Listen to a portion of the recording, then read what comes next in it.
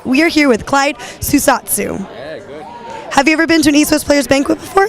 Oh yes, many times. I originally started in East West Players in 1970, and I was part of the company for 9 years. In fact, Mako, the first artistic director, was my mentor for all those years.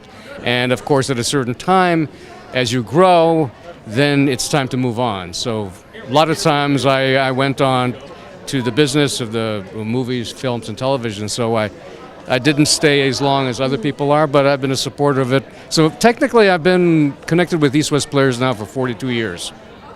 I've been in front of the camera for 41, so.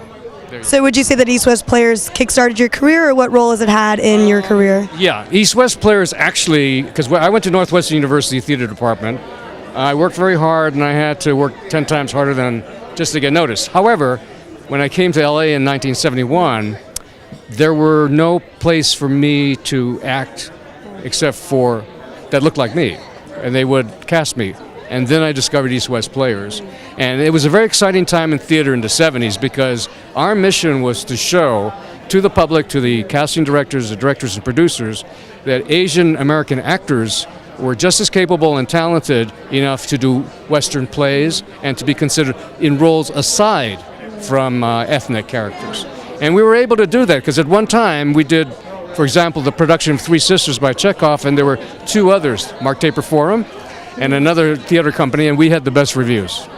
And it was that kind of steady showing that the talent is there, which I think helped convince people that we were beyond the Chinese laundry, beyond Kung Fu, beyond World War II movies and that kind of stuff. So what would you say has been one of the biggest challenges of being an Asian American actor in the time that you began your career? Well, the challenge is to basically constantly educate people, not from a way of, don't you get it? But rather saying, okay, here's the historical perspective, learn to inform them the differences in ethnicities within the Asian culture, the difference in cultural presentation, perceptions, and everything. Also, it's a responsibility of the actor to do their research so that when they portray such characters, that they do it as authentically as possible and with a historic perspective, understanding what the whole thing's about. So speaking of characters, what has been one of your most rewarding characters to take on? One of the most rewarding characters was the character of Snake in a production called Paradise Road that Bruce Beresford did.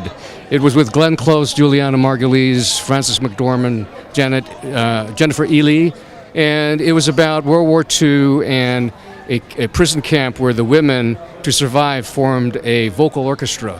And I start as a real beast, beat the people, whatever.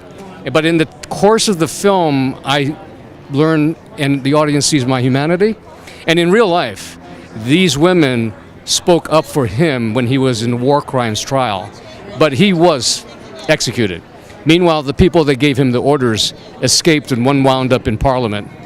But at any rate, it was that kind of involvement where you got to do the work, and it was a great role. Other roles have been very good too, like Magnum P.I. played an Asian guy who imitated John Wayne all the time.